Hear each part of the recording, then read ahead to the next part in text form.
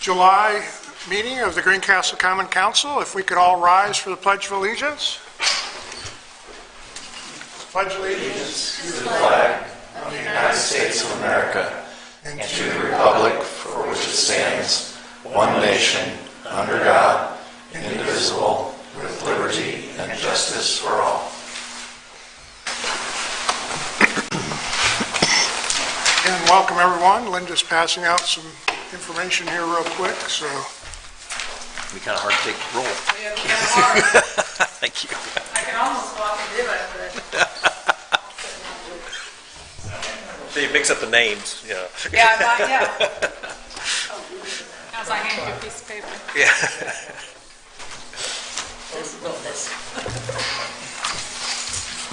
Okay. Counselor Mark Hammer. Here. Counselor Russell Harvey. Counselor Stacy Langdon. Here. Counselor Veronica Pedrell. Here. Counselor Cody Eckert. Here. Counselor Dave Murray. Here. And Counselor Darrell Thomas. Here. Our first order of business this evening is public petitions and comments. We have Chris Myers with... No, we're going to have one before her.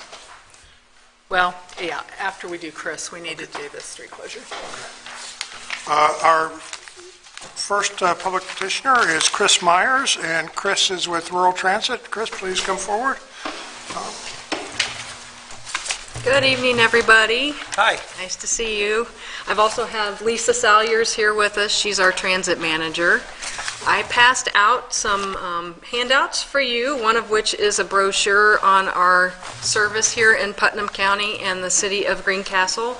I am, of course, Chris Myers with Area 10 Agency on Aging. We're a local nonprofit that serves in Putnam County, your public transportation system, rural transit. And every year we kind of try and give you an update on those services, but also ask for your continued support for the local match. Public transportation gets about 50% of the net expenses covered through a federal grant, and then some public mass transit funding from NDOT and the state legislature that comes down to help with that. But in the end, we need about 30% local community support to help keep public transportation going. So as an update for you, the first page I gave you is kind of a, it's color and all of that good stuff, and it's got kind of the basic information, which is the trips that we provided in Putnam County in 2022, which was just under 12,000, and how many we've done from January through May this year, which is 5,454 trips. I thought that was interesting, 54. Anyway, overall, so we're a 4-county system, so we actually provide public transportation in not just Putnam, but down in Owen, Monroe, and Lawrence counties. And our Putnam County services were about 34% of our total cost and our total trips that we provided. And on the second handout that I gave you is much more broken down details for our 2024 renewal grant. Renewal grants for the transit system run January through December, so we're just over halfway through our current fiscal year. The first column of that will give you the actual budgeted amount for 2024, and then the second column is the Putnam County share of that. So you'll see that we bring in, we're estimated to bring in about $366,000 for public transportation support in Putnam County for the next year, but that does need to have about $149,000 in local match support in order to make that all work.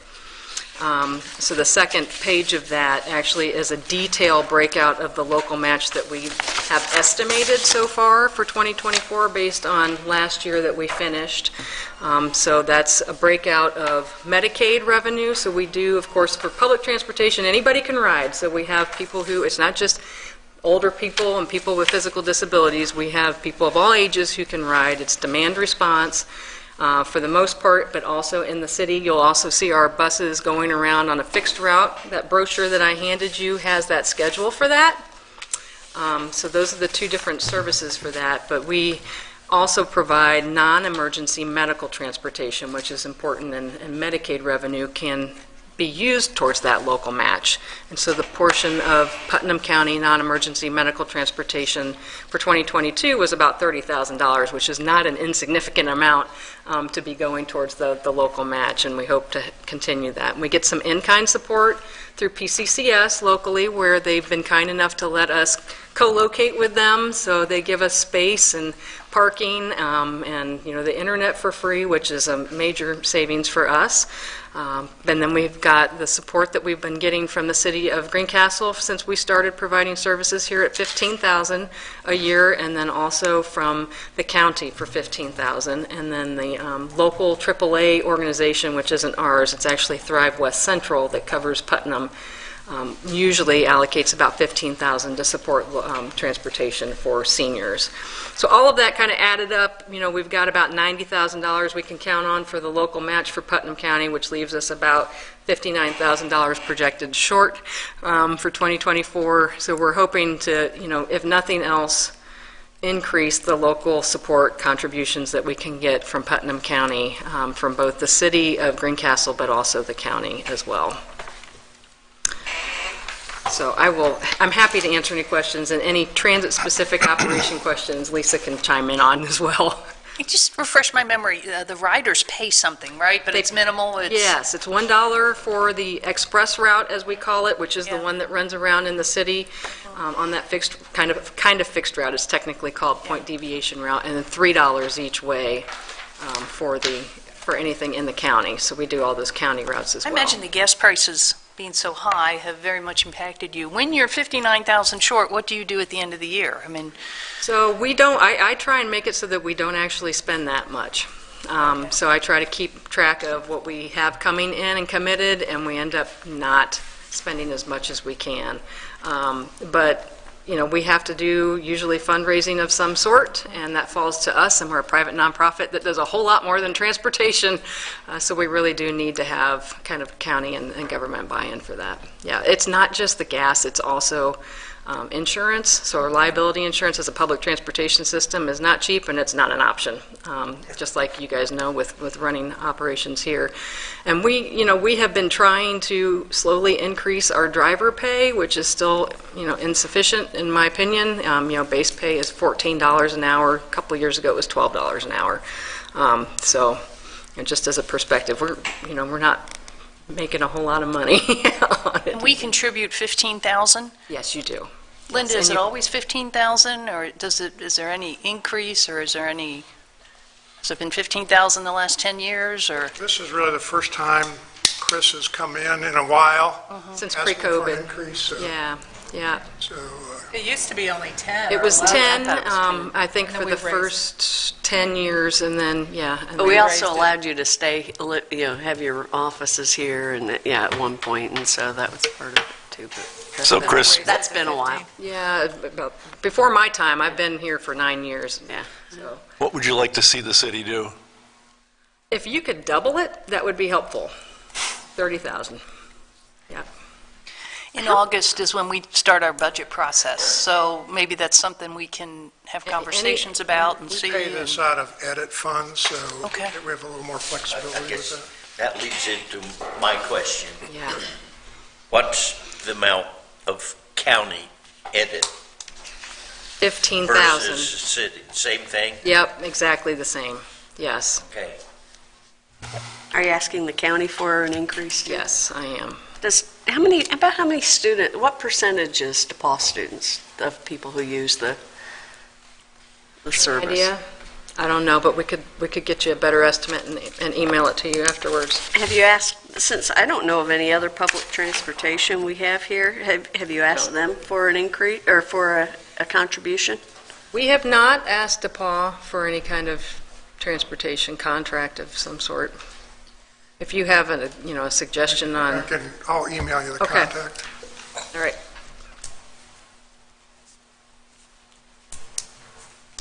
Happy to explore any of those ideas. So if you can't wipe out a 59,000 plus deficit, what do you do? Area 10 covers it, has to cover it. I mean, that's partly been part of the problem, right? I mean, we're a local nonprofit, so. When you said that you just don't spend some of the money, Some of it, you yeah. find a way to cut some, to make up for that, and say, well, we're not going to spend 100% of what we thought we were. So we won't, so it could be that we don't have as many routes, we don't have as many drivers. Yeah. Okay. Yeah. Because that's the majority of Yeah, our budget, that's just your- like anything else. That's your variable cost right there. Yeah, Yeah, the insurance and repairs and stuff like can't that. do are anything probably about, gonna be- yeah. right. Given the fact that there are stops on DePauw's campus, I assume that there is not an insignificant number of students who do ride, and I Yeah. would concur probably with a good number of other counselors that doing an ask of the university would be good, it would be well-timed at this point. We've been in a number of meetings where we've talked about transportation with Yeah. DePauw, so, yeah, with the Human Relations Commission, so. It's been front of mind for us, and we would certainly encourage that ask. And if you need anybody to back you up, I mean, people from that commission, from the city would be happy to do that. Which commission is that? Human Relations Okay. Commission. All right. Quick question. Chris, you mentioned that you serve 4 counties with transit, Yep. and of the 4 counties, looks like we are about 34%. Yes. Just out of curiosity, how come I'm assuming we're maybe first or second in terms of usage? Yeah, you're right there with Monroe County. Okay. And that's just based on demand. So you have a lot of people who are needing the transportation and asking for it. And, the lower on the totem pole, like the lowest of our 4 is Lawrence County. Really? Yep. I Yep. thought Owen County would have been with the smaller Yep, they're population. next one up. Well, is it because you can have Ubers and other things available other places, or, I mean, Well, obviously IU has a bus system, Yeah, so that yeah. takes care of a lot. I don't know Yeah. if there's other public transportation in yeah. Monroe County. 'Cause There's obviously that's- Bloomington Yeah, you know Transit. there are Ubers. Yeah, okay.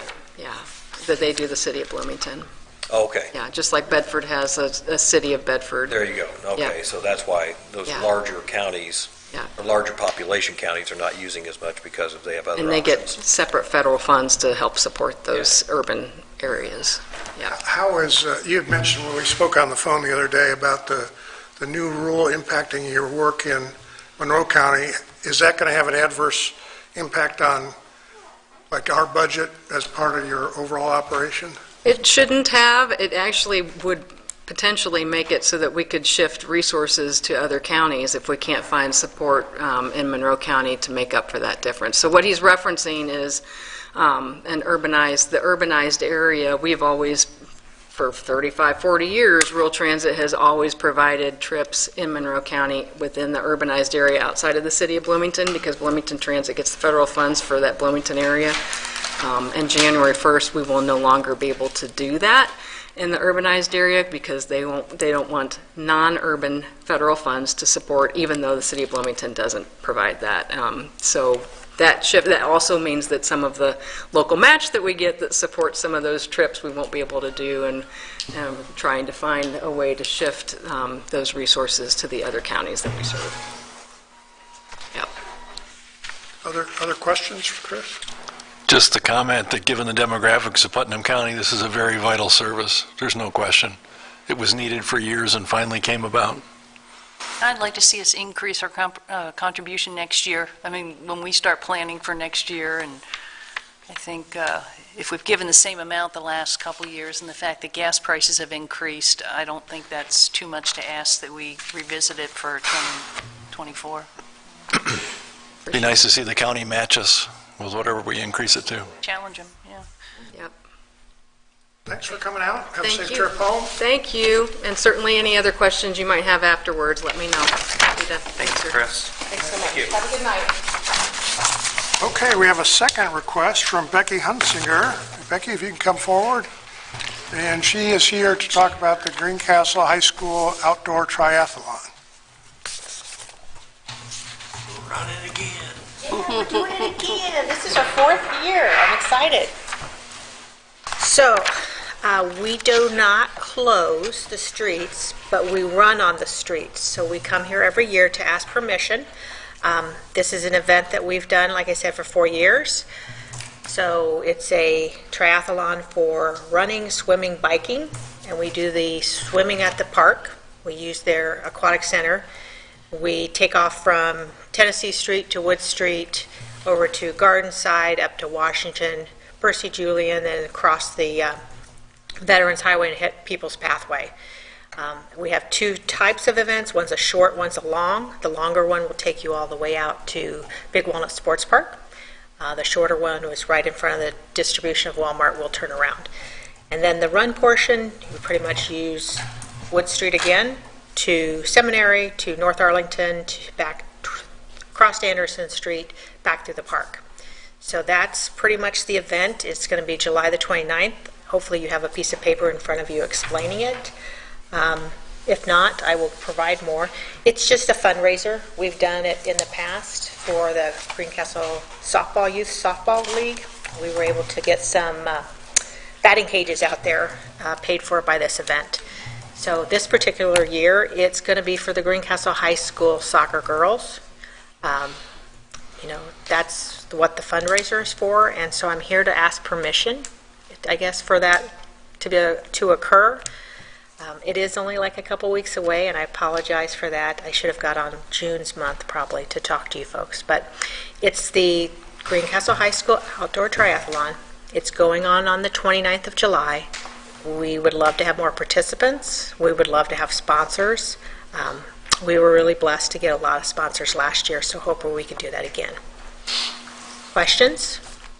How much does it raise in the past? It did about $5,000 last year.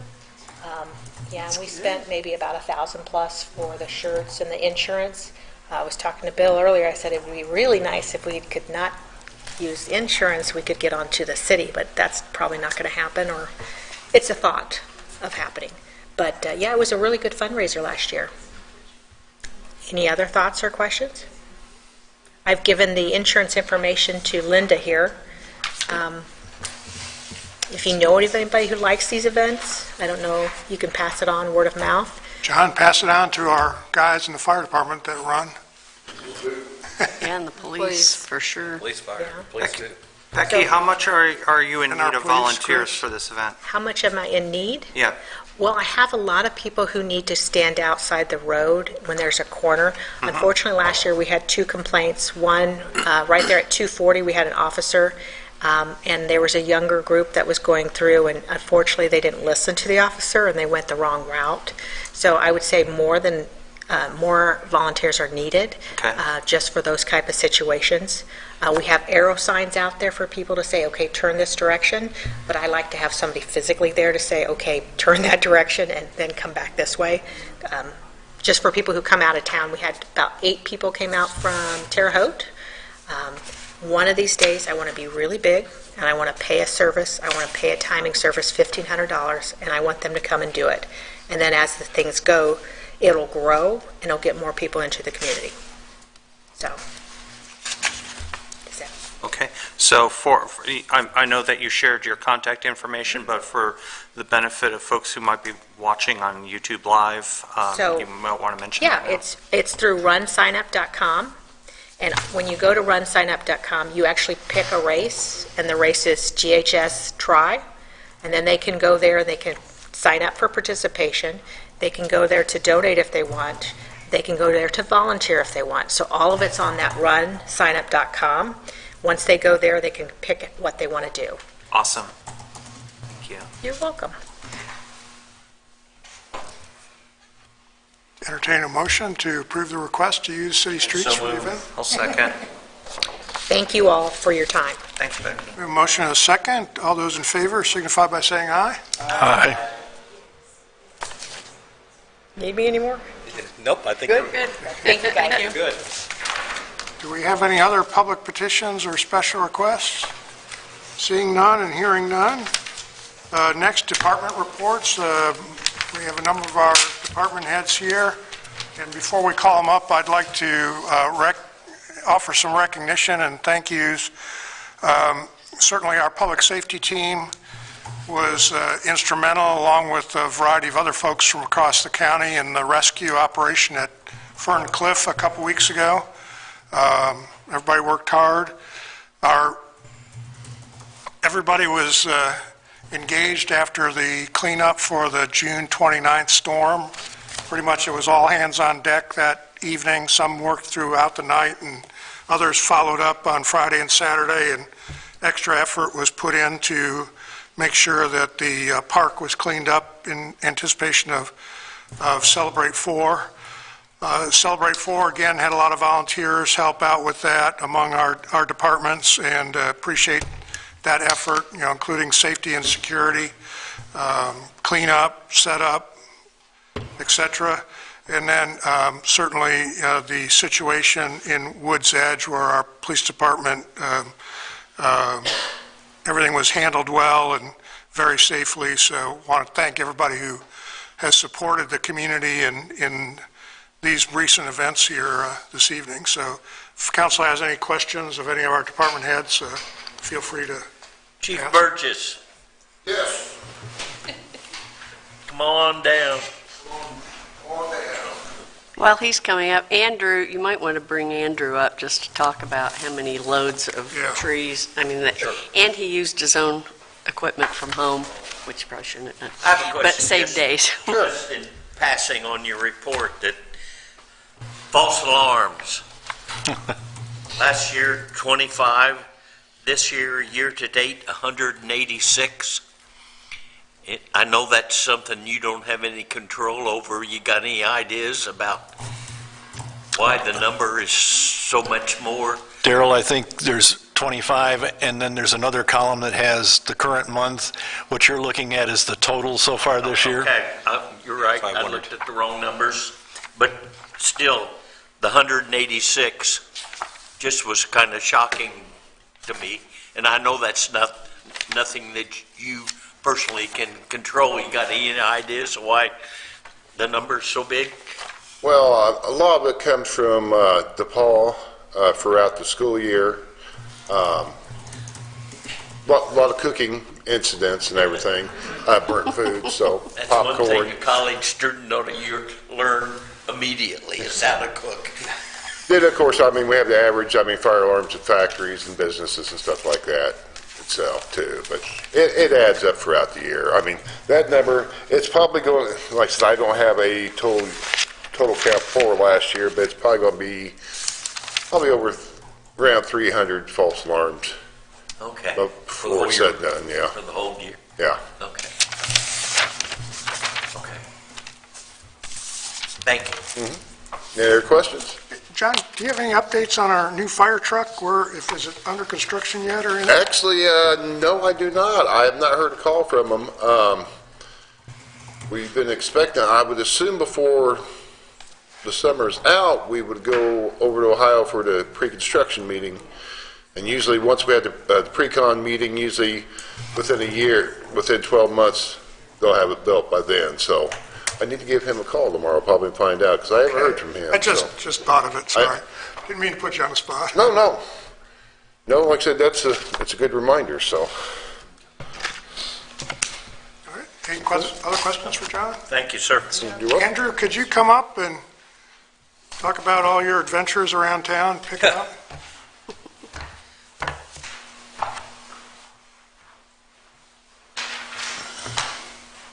Andrew's coming in tomorrow.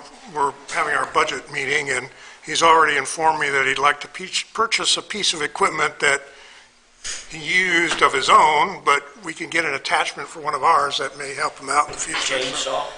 Go ahead. That'd be nice too. Couple trim saws would be awesome. We did 110 loads of just limbs because our chipper broke down at the time. I brought my piece of machinery in. It's got a clamp bucket. It saved us so much time going around cleaning up everybody's stuff and our stuff. And finally, we got the chipper fixed, and we did 7 loads of chippings from today, from that storm. So, other than that, that's What kind of truck do you load up? So it's 100 loads of what? For what truck? it's dump trucks. A dump truck, yeah. I just want to make One sure ton. everybody knew it was One ton. a big truck. And it's Yeah. it's not no little loads either. Not a They're big Chevy loads. In this heat. Huh? In this heat. Yes. And if I didn't bring that machine in, we'll probably still been in one part, so. And I asked the mayor about purchasing one of those buckets for one of our backhoes, just in case it happens again. I mean, we could use it for other stuff too, so. Other than that, that's it.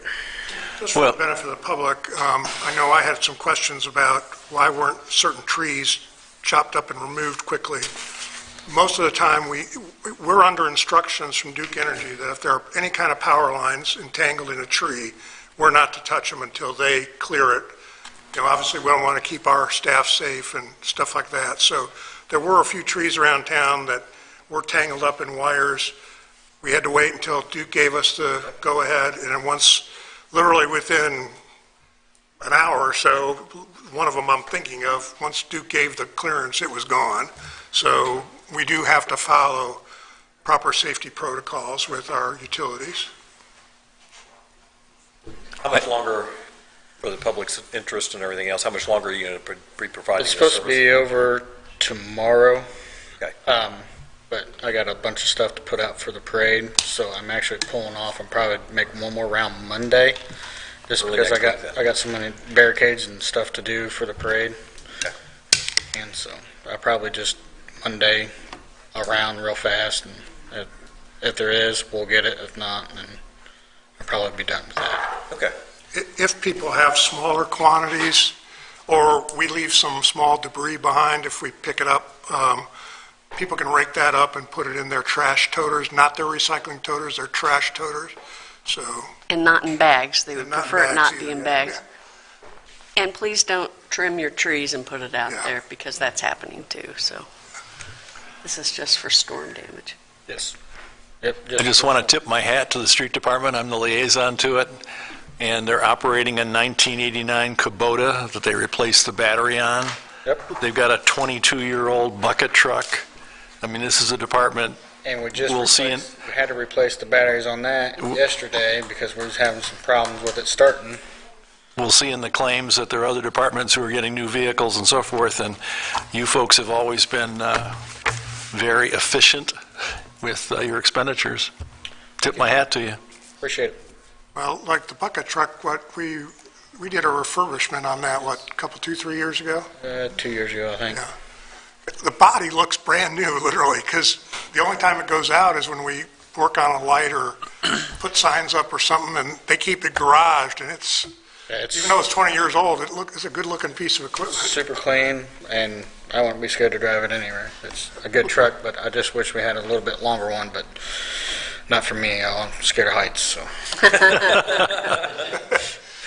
So they do take good care of their stuff. So. They do. Okay, any other questions for Andrew? Thank you, sir. Thank you. Good job. Thank you. Any Good job. other questions for Got any a- of our other? Got a quick question.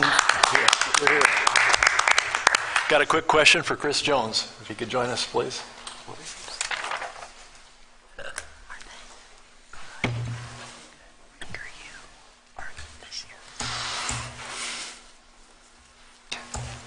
Chris, I see in the banner that you're reinstating the K-9 program, which I think is terrific. What I'd love to have you do, if you don't have the information already, we've been down this road before. The sheriff's department came in and took our officer and our dog after we had trained them on all this. Can you give us some idea of how we're compensating our officer and the dog versus others in the area? We've gone through this budget process to look at salaries, and I just don't want, I'm totally behind what you're trying to do, but I don't want a year from now to have somebody come in and steal our officer and our dog away again. So if you can do some homework on how other counties or cities are compensating, would like that information when you have a chance. Yeah, I can do that. I can do some research on it. Okay, Absolutely. thanks. And by statute, we're required to compensate the person. So we learned that the hard way two K-9s ago. So we're aware of that statute now, and so she is compensated at least an extra half hour, or she leaves work a half hour early, he or she, but I think it's going to be, well, we know she's going to be doing it. Absolutely. And so she has time to care for the dog, so she is compensated for that. Just want to know how that compares to others in the area and whether we're vulnerable financially on that. Right. Right, yeah. Yeah, that's a different story, yeah. Yep, absolutely. Yeah, I thought the Thank same you. thing too. I remember that, and especially with the picture that was taken and the officer that was, our officer that left and took the canine with him, was in the picture. Right. He Did donated not the set dog. well with me. Right. Yeah. Yeah, well, we try to maintain a good relationship with people that spent time with us, and there's no bad feelings there, so to speak, with us, with the people on the ground, but, you know, they did provide some help to get it restarted, and they're actually providing some support, so we'll take it. Okay. Yeah, the donations are great. Yes, Just want to make sure we can hang on for a while. absolutely. I'm glad we left that in the budget so that there wasn't an issue with, That was very helpful. Yeah. Yep, Thanks, Chris. yep, Now, thank you. Chris and I, we had our budget meeting earlier this afternoon, and Chris is, one of the dangers out there for our police officers in terms of perhaps leaving for greener pastures is the fact that the state police have received significant raises, and in having some conversations with some other mayors around the state, they're actively recruiting from local police forces, so that's the competitive environment that Sure. we're working in right now. Yeah. Okay. All right, Thanks, you. Chris. thank you, Chris. Anybody else? Scott, got a question for you. I don't want to put you on the spot, but I guess I will. And if it's a no comment, or I'll get back with you, that's fine too. Just wondered, I know we've had an issue with a car storage lot out on Round Barn Road, and I know there was things about people being fined and stuff like that in your report, and I was wondering, where are we with that car storage lot? We have made some progress. The problem with cars, operational cars, is they move. And they'll get them out for a little while, and then they come back. So it's an ongoing, constant issue. But it's not off my radar. Okay. And I noticed also you said you had the police were helping you with some of the RVs and the abuses and everything else. Is that, One situation in particular that I've been trying to work with the property owner for almost over a year. Tuesday came and went, no variance applied for, so at this point I'll have no choice but to just start issuing some pretty hefty fines because it is just drug out, and I've given people time to try to get things corrected.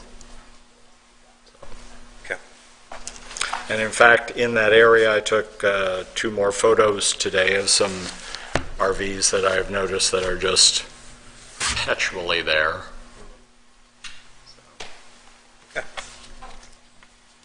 all right, thank you. Anyone else want to come forward? Greg, do you have anything you want to market from the Parks Department or report on the Aquatic Center or anything?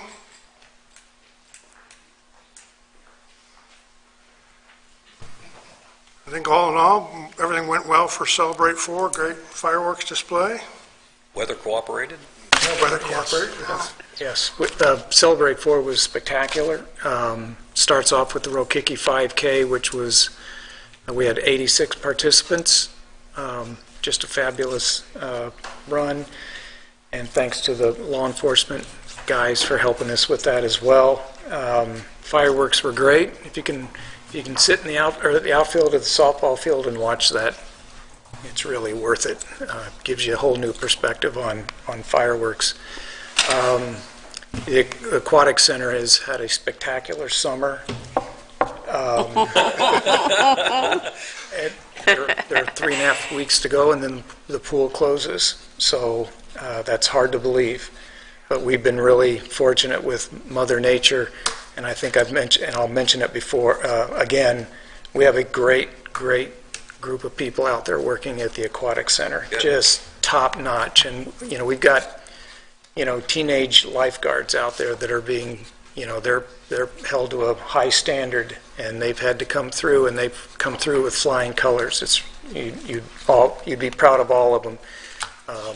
So, we're hoping to end the summer on a real positive note, and as long as Mother Nature cooperates, I think we will.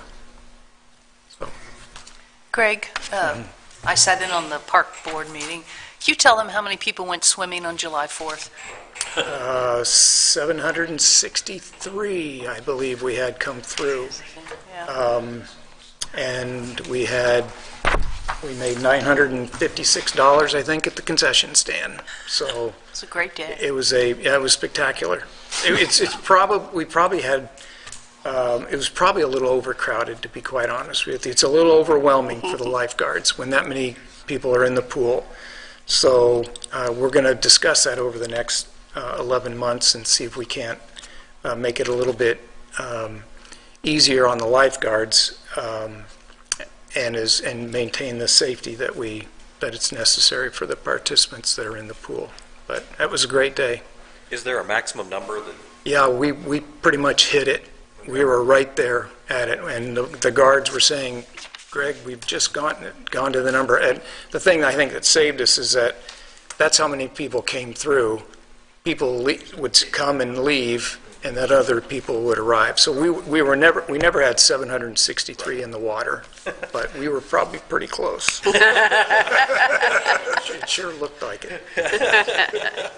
You sheepish dog, you. Yeah. Get that many people, the water level starts rising. Exactly. It was hard to see the water, to be honest with you. There were so many people in the pool. But Standing room only. I was in a local office this afternoon. There was a young woman wearing her Aquatic Center shirt. I said, so how's it going? She looked at me like, why are you asking? I said, I'm on the city council. Just want to know. She said, it's great. Checking up on you. One of your staff. it's, we've had no turnover. They've all hung in there. I think they really enjoy it, to be honest with you. It's a dicey profession when you stop and think about it. When you've got those people, you have to observe them. But the system that they operate with out there is just spectacular. And if you don't have to go out there to appreciate it. Don't have to go swimming to appreciate it. Go out there one day and just watch them operate. It's quite amazing.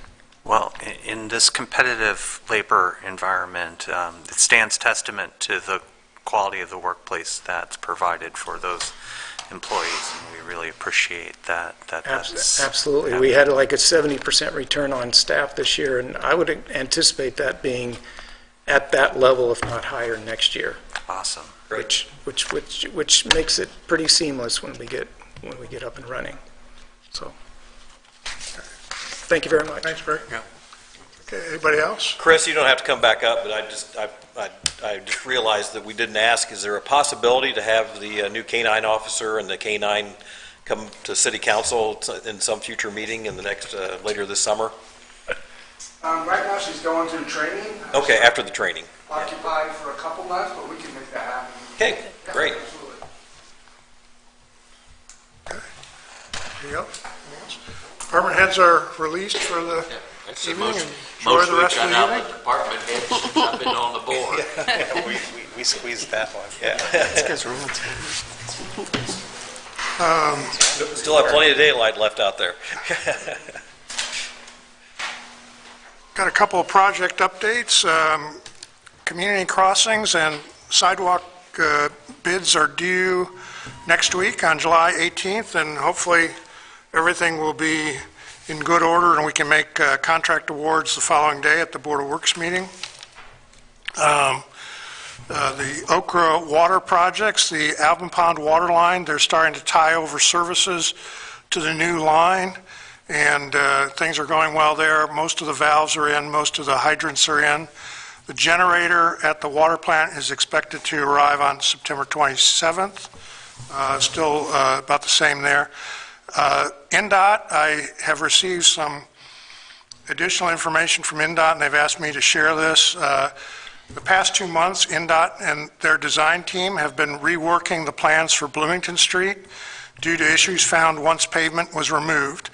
The road work along Bloomington will now be a full-depth replacement instead of the original scope of mill and fill. The re-coordination has been extensive due to needing approvals from the NDOT Pavement Design Office and their geotechnical department, as well as looking at utility conflicts. There's a number of utilities that are going to have to be adjusted as a result of that. We are anticipating, or NDOT is anticipating having the revised subgrade plans from their designer to their NDOT construction team for review by the end of this week and released to the contractor as soon as possible. This is a pretty significant change order on the project, so there's some paperwork running parallel to this, but in the long run, it'll be a much more durable road for the benefit of the community. Locust Street, work is continuing to move south. We have an estimated completion date of early September. We're waiting on receipt of an updated schedule from the contractor.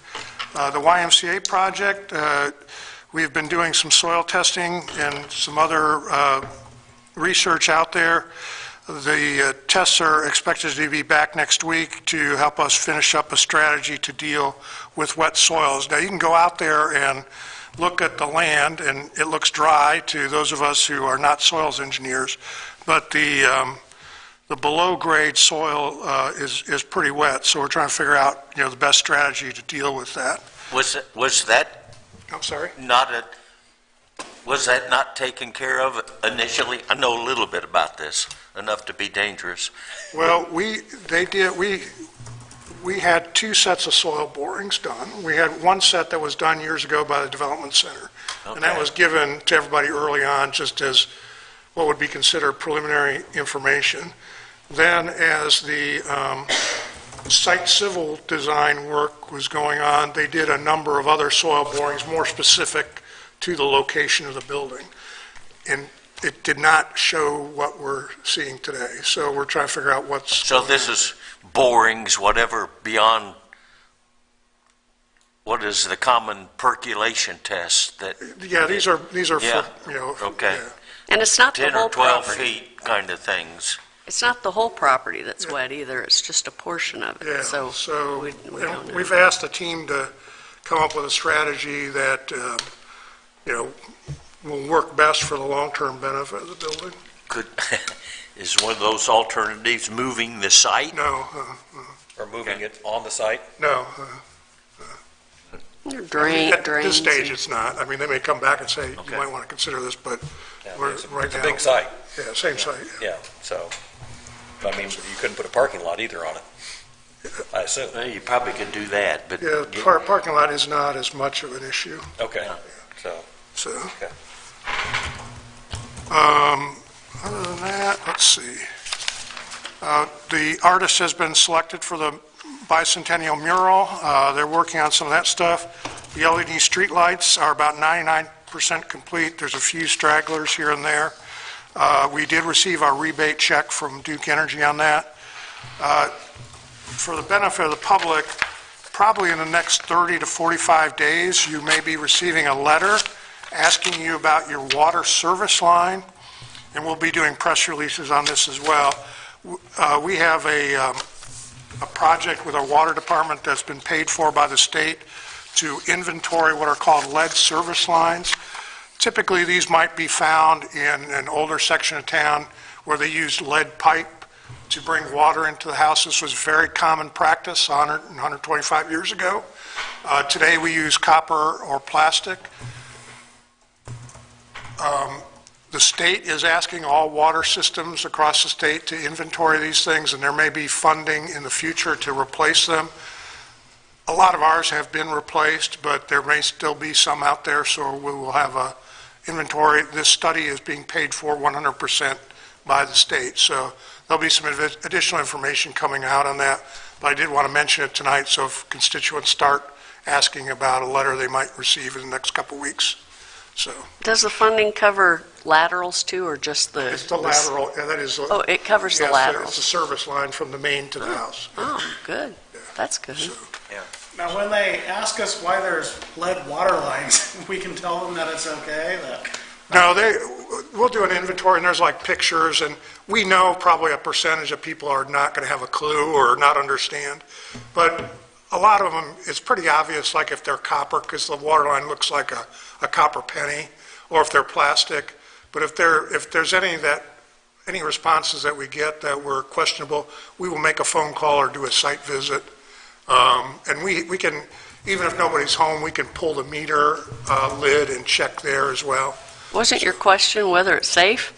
Yeah, yeah. On the safety side, it is safe. The water department has long been putting a chemical in our water that basically provides a coating to protect against lead contamination, and that's been going on for a long time. The benefit of that coating is if you have copper pipes in your house and you have lead solder connecting the pipes, it also protects against any lead leaching out on your pipes inside your house. And that's been maybe going on for 20 years or better. It's been going on for quite a long time. So What's the chemical do to the human body? it does. It's Coats it. Just get the lead out. Yeah. Never will. Okay, any questions? Well, Linda?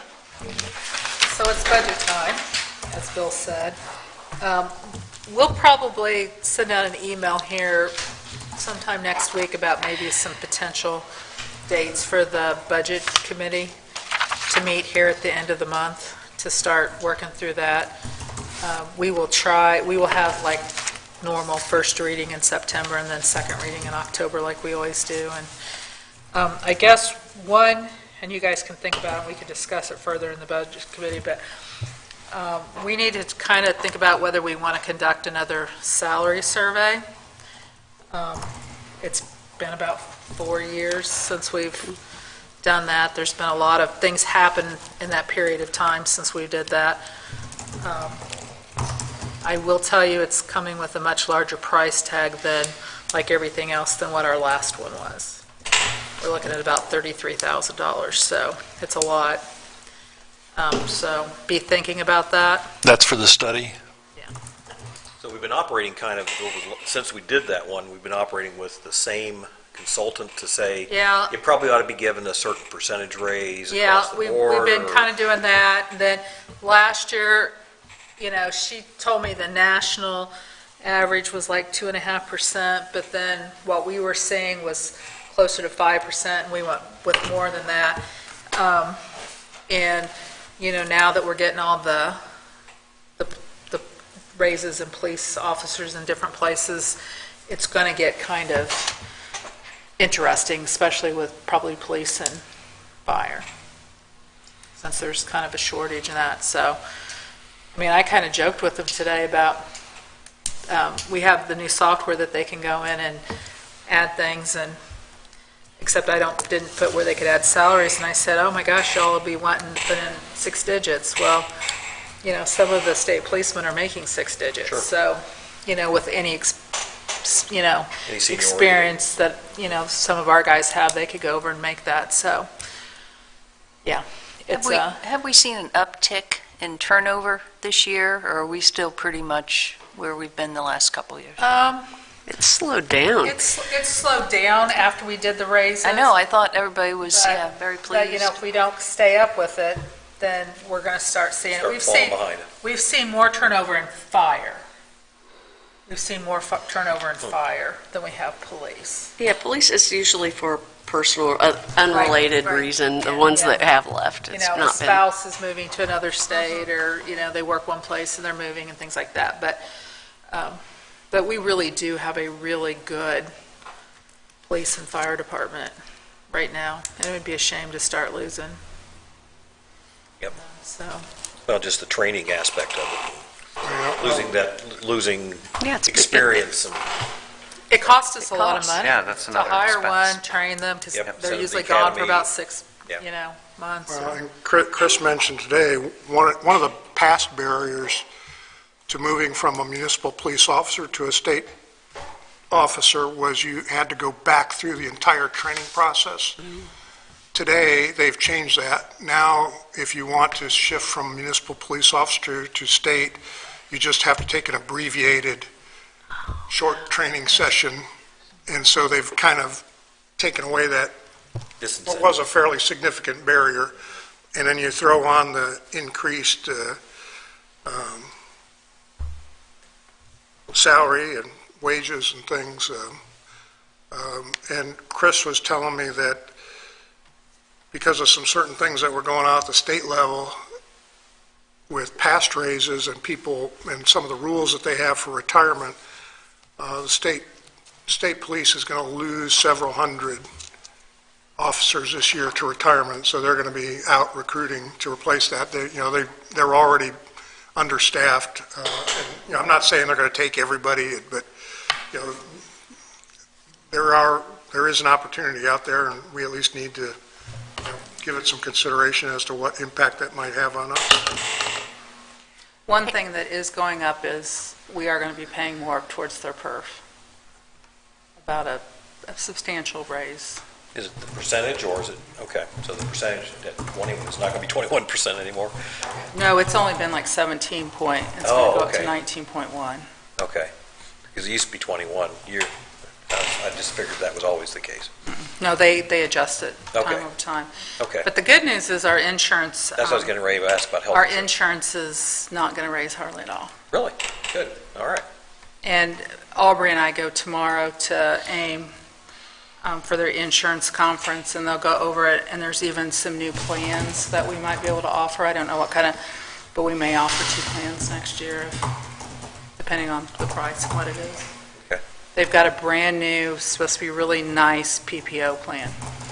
Normally, they come with a high price tag, but it may not, so we'll have to see what they have. The Medical Trust has really upped its game they have a new consultant, new group. They're really negotiating good things. So, like I said, we hardly are going to see. I think it's a 2% increase. How's your conversion going? Oh, our Your conversion. new software. Yeah. Actually, it's pretty good. Please don't ask me any account fund number in the claims tonight, because I won't know them. I had all the 3-digit ones memorized. I do not even have a clue hardly what the 4 without my cheat sheet. But we all have a thing on our computers that we can type in the old fund number and the old account numbers, and it tells us what the new ones are. So we got through doing the claims pretty well, and yeah, but it's going really well. It's really a nice system. I say it's one of the best accounting systems in the city. Back to the salary survey a minute. Being involved with that 4 or 5 years ago, I felt that was money very well spent. And I think, I don't want to speak for them, but I think our employees appreciated it because they knew that we wanted to give them a fair wage. So I hate that the salary survey has increased so much, but I think it's something we need to seriously consider if we want to head off turnover down the road. And it got us off the hook for justifying why this particular department got this raise and this one got this raise, because it was the numbers and it was black and white, and we weren't making decisions based on, what we thought. Our gut, yeah. It was based In on, terms it of was based value on a of things. third-party, independent third-party. Well, it's kind of a food for Data. thought that you can all, think about whether we want to move forward with it. It wouldn't be too late. Well, I guess it wouldn't be too late for next year because it'd be calendar year. So, budget time. We have some ability now to, like, I can reach out to some of the clerks from the areas we've done before and kind of get their salary ordinances and see if where they've kind of ticked at. It might be a good idea that, we might pick a few different communities than we did the last time. This is all things you can be thinking about whether we want to. Or if we don't do it this year, we commit to doing it next year. Well, so people know it's on the radar. And that in 2024, it needs to be put in the budget that it's going to get done, and we start at the beginning Yeah, of the year. because the 33,000 is not going to be in the budget. Yeah, Unless, I guess we could. It's not in the Well, budget now, but there are funds we can take it from. Right, yeah, because That I don't have it to would do be it. spent this year if we did it immediately, and we don't have it, but there's. From a timing perspective, I seem to recall that the conversations about the salary study were initiated about this time in 2019, if I'm right. Is that? We started talking really about budgets, like, it takes them about 3 or 4 months to do it, and so we started talking about it like right in May, June, Yeah, okay. right about the time we Felt like got summer, started. so, Yeah, A little bit earlier. a little bit earlier, so we can't really do a lot now, but, we could kind of, Plus, we don't have any revenue numbers hardly yet. We're still kind of waiting on those. I do know that they've capped our taxes that we're getting, so I expect we're going to get about 4% on our tax, on our max levy. We'll get that increase, but I think a lot of communities came out more at 5 and 6%, but the legislature did cap them. So we'll see about 4%, and then I'm assuming public safety will go up some, and the, regular. Well, the problem will be is that in '24, we'll be dealing with 2022 income tax, which probably was not as good as. as good. I mean, 21 was a great year, so Yeah, 20 was a really good year. So I'm a little concerned that we won't see the growth, or maybe That even a we've step got. back or so on the income tax revenue. But time will tell. And unfortunately, that's a big dollar, and that's one we don't get until late in the process. Yeah, But when I do the income part, I always cut it with, you play it close, or Yeah. play it conservatively. yeah, so Yeah. Okay. we'll be okay. All right. We now just finished half a year of budget. Is there anything within the budget at this point in time we need to pay attention to? No, they've been really good at, till this month, claims have been pretty low, haven't they, Dave? Yeah, not this month. Not this month, but this month is when we see a lot of pool expenses start through and different things, so. But, yeah, everybody's pretty much well within their budget, so. Good.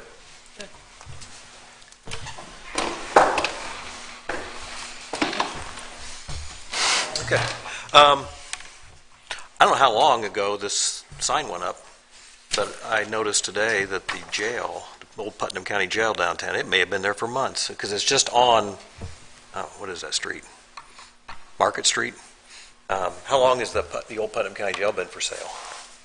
Not very long. Oh, for 5 years? Well, yeah, but they just posted the site. It hasn't Okay. been up for very long. Okay, so I mean, so when I saw that, my first phone call was to Adam. Immediately made me think of Adam. So, Great, thanks. we discussed that for a while and everything else. I just wanted, what is the status of? I mean, is it just they're out there fishing, or I do we think have they'd any sell it, but the price is different than when we had it appraised. The Okay, price still that significantly they're higher. asking. Okay, So I mean, we've all had that discussion about, if we lose that jail to somebody who comes in and demolishes it, that really impacts our ability more than likely, it's going to impact our downtown liquor licenses, the special licenses we have. So that's, I don't think that's really been tested. We'd have to see how that would play itself out if that becomes an eventuality, but I don't know. yeah, it might not be so bad because really we've only given out 1 or 2 at a time. I mean, we've only had 2 out max at any given time out of the 10 that are available. Okay. Yeah, I think 2 is the max. I'm pretty sure that 2 has been the max. Is the price that's being asked still through the roof like it always was? Yes, I think it's still, I haven't looked at it in the last year, but $6,000 was the last I saw, and that's statutory. That's not anything we can control. how much, 600? 6,000.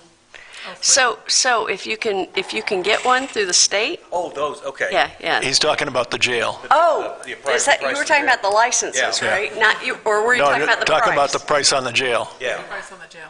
Oh, yeah, it's more Yes. than 6,000 Yeah. difference. Like Yeah. Sorry, I'm sorry. That's okay. Totally Switch jail totally to- misunderstood. The licenses back to the jail. Okay, yeah, it's, and those were appraisals we did 10 years ago, and so Yeah, so those So- are not valid anymore. those are not valid, but it hasn't been occupied in that time either, that I don't think. That has to So, hurt the value too, yeah. I can talk about dollar figures later. Okay. But if that's something you want us to pursue again, we can, we had difficulty finding someone who would do commercial appraisals the last time, but we can find those people. And I don't know if the same people would be willing to do it again this time. Okay. They had a lot of phone calls and.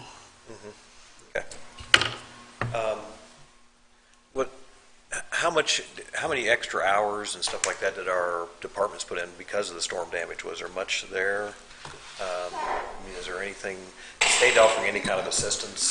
I couldn't tell you. I mean, I know everybody worked extra, like, we had crews out on Thursday till about 7 or 8 o'clock at night, and there wasn't a lot more we could do in the dark, and some, had to attend to their own homes because they didn't have power. Some of our utility crews were out tending to our lift stations till 6 o'clock the following morning. Fortunately, we only lost power at our water plant, wastewater plant for a couple hours, and our generators kicked in, and we didn't have any issues. But then, we had to go around and make sure our lift stations were all up and running properly. Summer crews were in on days they wouldn't normally be scheduled just to help. That was another question I had, was with the old generator at the water plant, did the old generator do okay? We have the ability, we have to manually switch everything, but it was okay. When's the new one? The end of September? September 27th. It's been ordered, that's the delivery date. That's the It's just, projected delivery date. there's like a Yeah, significant lead time on it. I know. Yeah, like a year almost. Okay. I think that's it. I do have one street light I'll pass on after the meeting. Okay. One of my neighbors said has never been changed and it's out. There's a few around town that we're, going to go after, but we've not gotten the official word that it's all done because they said we'll do it in phases because of supply chain issues. So I'm hoping that there's, a few that they got to come back and finish once they get another supply in. Okay. So we've checked in with them, but we just haven't heard back yet. Okay. Yep. I have two things. There's a bush that bothers me. Doesn't bother Stacy, but there's a bush I think needs to be cut down. She says trim it right at and Mark's been by it. It's right at People Pathways and Judson Drive. And I don't know whose property it's on. I think it's in our right-of-way. But it could also be the neighbor, and the neighbor's not around for me to have talked to of recent. But it's big enough and wide enough that people come walking east on People Pathway can't be seen by the people driving south on Judson Drive. Okay, we'll take a look at it. Yeah, you have to really. And I want to cut it down. Stacy wants to trim it.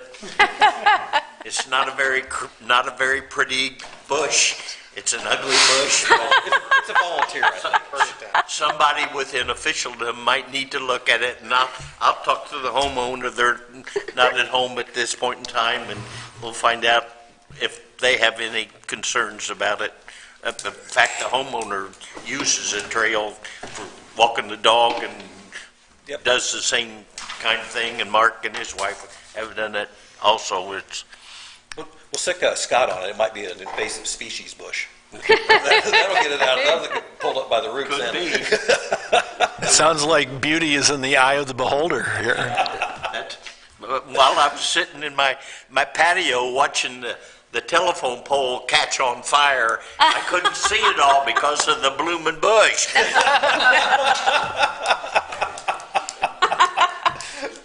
You thought maybe the bush was going to catch on fire and it wouldn't be consumed, right?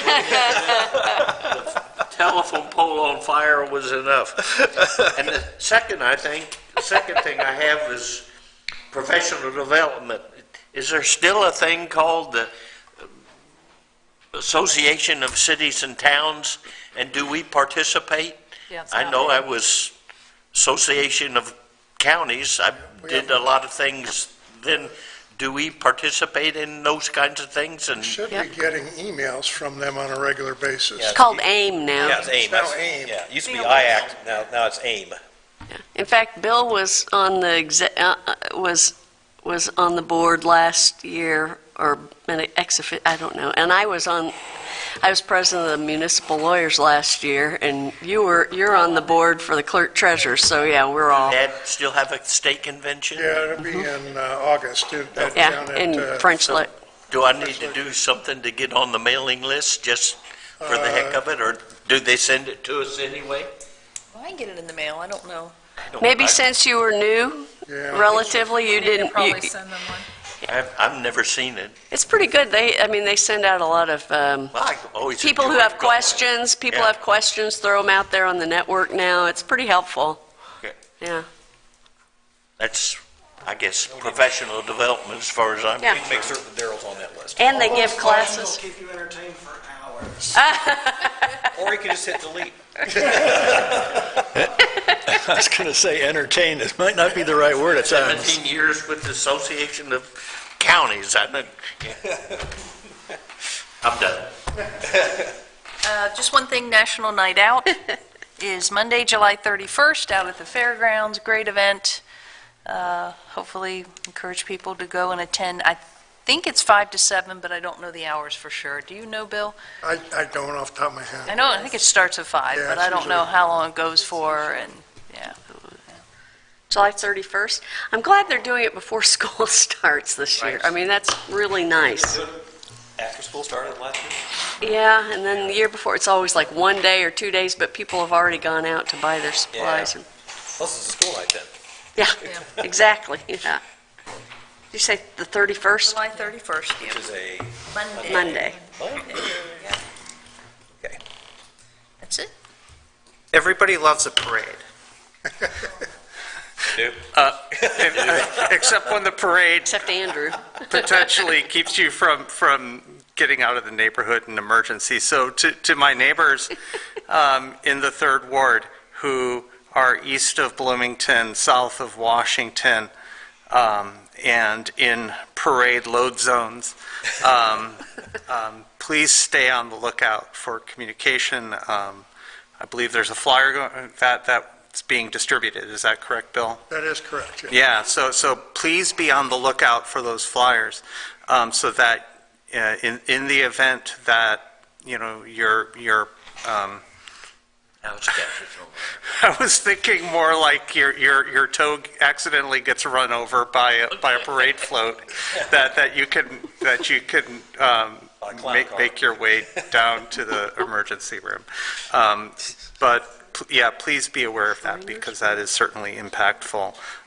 The weather is supposed to be amazing Sunday afternoon. The rain that will pass on Saturday is supposed to dry up our dew point, so it should be sunny and not humid, so perfect day for a parade. Just to add to that, we have made arrangements with the NDOT contractor, and Friday afternoon, they will be opening Seminary Street, Walnut Street. Tennessee Street has been open since Celebrate 4, and the park entrance, so it will allow people to circulate. Now, they'll have to kind of go across. The police department has it set up so people exiting the neighborhood should use Seminary Street, and then they can cut across Bloomington, because they won't be able to go north. It'll be closed at Washington Street. They can cut across Seminary to get to Jackson and get out into the rest of the world. So we were able to make arrangements with the contractor to get that done. And then the flyers are supposed to go out. The usual detour for 231 will be implemented. And I think other than that, I'll think of something else here to mention about that, but we just would appreciate everybody's patience. I know for some people in the neighborhoods, it is a little difficult, but we're trying to be as accommodating as possible with all the construction going on. As of a couple of days ago, Nancy was still looking for, Nancy Michael, if you know of any group, still looking for people who will take a section for cleanup afterwards, picking up trash. So if you know of any group, or if you and your family want to get out and help, Nancy Michael is the person to contact. Do you know how big a section that for? For some reason, I was thinking she was talking about a block. Okay. Yeah. But that's good to know. I Yeah, mean, like yeah. if you have an organization of 10. Not a big group. That can pitch in for a block, that's helpful to know. Yeah. You can take the block between Bloomington and Locust. A nice short one. Between Durham. Between Arlington and Or Arlington. Bloomington, Washington, yeah. And they do have arrangements for trash containers to be out and everything. The parade committee does a great job. Yeah. Seminary is already open tonight. I drove through there. I'm sorry. Fantastic. Good. I have all faith in that committee. Is it too early to ask what we're going to do next year? For 231? I've already asked Nancy. She said, we're going to worry about that after the fair. We have had sort of a very preliminary conversation, and it could be, we might have to use Franklin Street instead or something. But yeah, that's for discussion after we get this one under everybody's belt. Either that or the parade will be in Cloverdale or Crawfordsville. It's the Putnam County Fair Parade. Other than that, just a thank you to Scott and Andrew and Oscar for making themselves available to answer questions. We had a lot of constituent questions with storms that blew in and drainage and limbs, so just appreciate them answering our questions. Linda, do you need anything for us on the salary survey? I'm with Stacy. I think it's money well spent. We learned so much the last time around. Do you need anything formal, or are you just going to do that? Well, I think the salary survey is really going to be needed for next year. Okay, all right, not for this year. The only other thing I have is the YMCA, the project that just never seems to move along. I was in checking the claims today. I talked to the mayor, who said that Gary Lemon from RDC was reaching out to Dennis Weatherford. So I called Gary this afternoon, and he said the two of them had a very frank conversation about the situation. And Gary, it's not for me to say what Gary told me, it's for him to say it to RDC, but he has some very specific proposals and thoughts on how we get that resolved and how we get this moved on. So Stacy, you're on RDC, you will get to hear all of that. I have one person in town who every 2 weeks asks me about the darn YMCA. It's been going on for over 30 years, and the last 7.5 years here in the city, and it's just, it has to move, has to go. So, in any event, I just want the public out there to know that Gary's taking the bull by the horns. He's going to come in with a very specific proposal. And he said to me, this is the last meeting we will ever have about the YMCA. So we'll see. That's all I got. Okay, next on the agenda is approval of minutes. There are two sets of minutes, the regular session of June 8th and the executive session of June 20th. I've read the minutes. I make a motion we approve them both as presented. I second. I have one change. On the executive session, her last name does not have an E. Does not have an E? Yes. No, she's a fry. Okay. I can change that easily.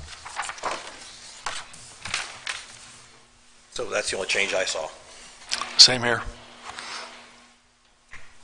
Okay, we have a motion and a second with the correction of the misspelling. Any further questions or discussion? Hearing none, please signify your approval by saying aye. Aye. Okay. Any opposed or abstentions? Okay, next is approval of claims. Dave, you got the claims? I do.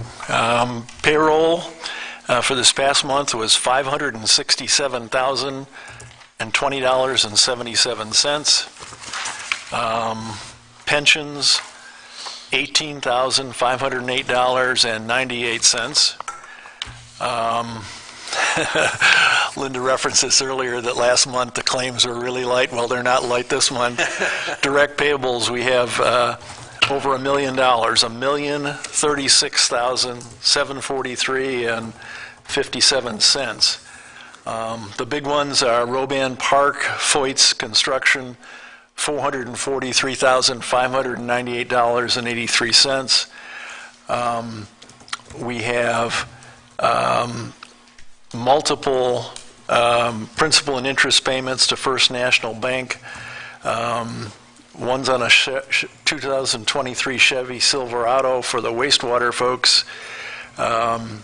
The 3 police vehicles, Chevy Tahoes, That's going to be $24,886.19.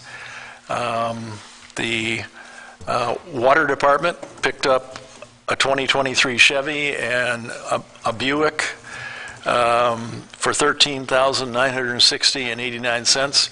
So I'm looking at these numbers and thinking about the street department with its 89 Kubota. The Align Engineering on the direct payables, 2 claims for $12,807.89. It's basically most of it for Roban Park Phase 2. Republic Services, the usual monthly charge of $42,736.87. And then Ton and Blank on the Wellness Center and YMCA at $431,786.88.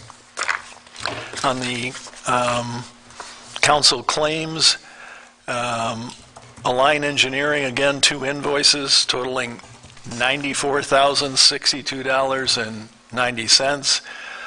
That was for May engineering charges and also work on Locust Street. Main Street Greencastle is getting a grant for $125,000 to work on downtown facades. We have a $15,000 contribution to rural transit. Spear, which is the pool, $11,378.39. And then we have Tyler Technologies software that for the city at $10,455 for a total of, across all the claims, $295,596.69. And I move that the claims be approved. Any idea what that total of those 4 are? It's got to be pushing $2 million. 1.9 something, I gave him the total there. Okay. 1.91. Okay, don't worry about it. I just was like, I'm doing the math in my head, we may be hitting a 2 number there. Just under. But on Ton and Blank, I mean, there's not much going on out there. I realize No, the but they're cost, but ordering stuff and okay. things like that to get stuff in. That actually came out of our bond payment from Horizon. Okay. That redevelopment approved. Did he make a motion? Yes, I did. Motion? I'll second. Thank you. Any further questions or discussion? All those in favor signify by saying aye. Aye. Any abstentions or negatives? Okay. We have no old business this evening and new business. We have a couple different things. The first one is, in error, we forgot to include the annual letter from the Redevelopment Commission to the county requesting the annual increment. So a copy was included in your packet. Based on past practice of the council, they requested 100%, and so this was submitted to the county. Because it was not on last month's agenda, I bring it before you this evening for concurrence. If we need to make an adjustment, we can do so, but typically it would go from redevelopment to council and then to the county, but there's a June 15th statutory deadline to take it to the county to let them know for budgeting purposes on their side of things. But in the letter, I always include a little extra language in there because they asked for this letter by statute before they roll values. They're in the process of rolling values now, and we'll do the TIF neutralization study, and that'll take place in the next couple of weeks. So, any questions? This is kind of our standard letter. So you need a motion? I would prefer a motion. Yeah. I would make a motion that we approve the, and pass on to the county what the redevelopment commission asked for, which is want to capture 100% of the increment. I'll second the motion. A motion and a second to approve the letter. All those in favor signify by saying aye. Aye. Any opposed? Any abstentions? Okay, thank you. Next, we have a series of resolutions. This is the annual reporting for tax abatements. So Kristen Clary will make that presentation. We made you wait long enough, didn't we?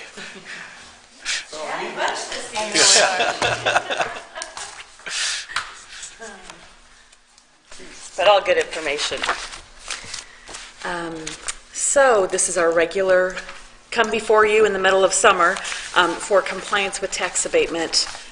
All of these tax abatements you have seen before. So I apologize for the lateness of it. I thought I got that to Linda with the resolutions. I didn't, so I sent those out to you. I don't know if you've seen them this evening or not. Okay. So, No, I did not. I was gonna say, where- so yeah, I do apologize. So we're going to start, I can do this in total, or I can do this company by company. We've got Ascena, Chiyoda, Crown, Heartland, and Phoenix. There are 5 companies. We have had IAC in the past, including last year, and that one has dropped off, obviously. So we have 5 that we're talking about. And I don't know if we want to start with resolutions or if we want to start with growth numbers or how you guys want to handle it. But I'm here at your Since there's, I Review. mean, there's some with 4, 5, you know. The wording's all the same, isn't it? The wording's all the same, but Yeah. did everybody else, I just missed the email. It was late today. It was. It It was late. So- Mayor's like, I don't think they got that. So I'm like, so oh. can you kind of, so do we want to read, I think we ought to read each resolution and then have you comment on it. Okay, sounds good. Company by company. I know it's going to take a little longer, but That's okay. That's perfect. All right, Resolution number 2023-9, resolution affirming Premium Brand Services LLC, formerly known as Ascena Retail Group, Inc., of compliance with Statement of Benefits, whereas Ascena Retail Group, now known as Premium Brands, has heretofore been granted certain tax abatements in consideration of certain benefits for the city of Greencastle, and whereas said company has submitted the following forms as of May 15th, 2023. CF1 Real Estate for abatement granted in 2012. CF1 Real Estate for tax abatement on facility expansion granted in 2015. CF1 Personal Property for tax abatement granted on equipment in 2012 and amended in 2014. And CF1 Personal Property for tax abatement granted on equipment in 2015. Whereas the Common Council has reviewed the CF1 forms, copies of which are hereto attached, and has found compliance with the previously approved Statement of Benefits. Now therefore be it resolved that the Common Council of the City of Greencastle, Putnam County, Indiana, approves the CF1 forms as submitted as being in compliance with Statement of Benefits previously filed by Ascena Retail Group, Inc. Be it further resolved that this resolution be made a record and filed along with the CF1 forms by the Putnam County Auditor, or with the Putnam County Auditor, passed on this by the Common Council of the City of Greencastle at its regular meeting this 13th day of July with appropriate signature lines. So if you want, maybe Kristen, if you want to go over the CF1 form. Absolutely. So originally, Ascena in 2012 employed 181 people, and they thought they would grow it by 242 additional jobs. And then in 2015, they thought they'd be at 308 and grow it by 30.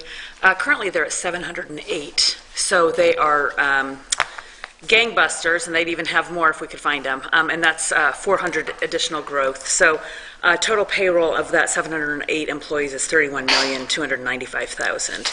So that would be real estate investment for both projects of $3.4 million on one and $4.7 million on the other one.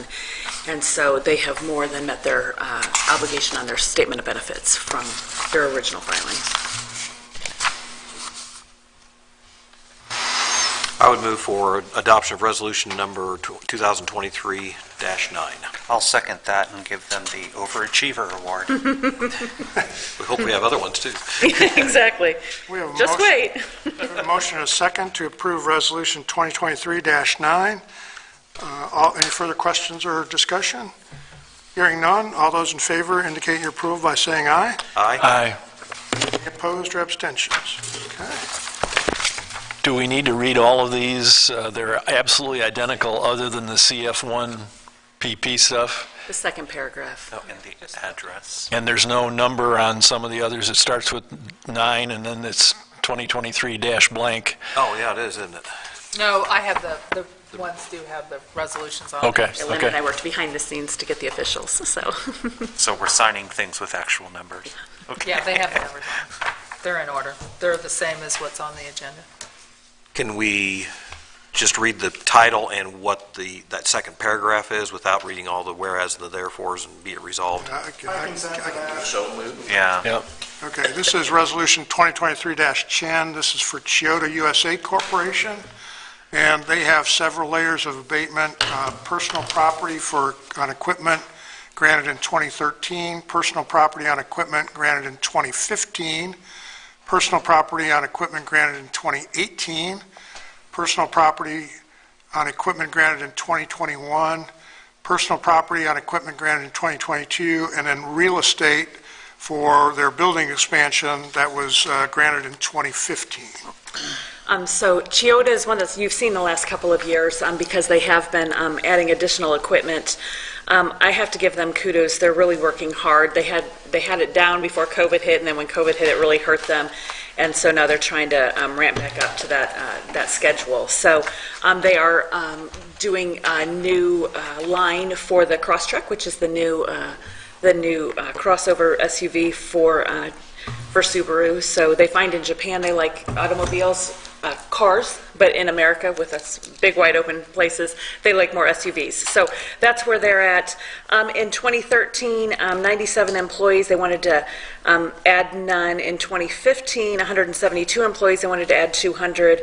In 2018, 346, they wanted to add 60. Then they were at 267, wanted to add 5.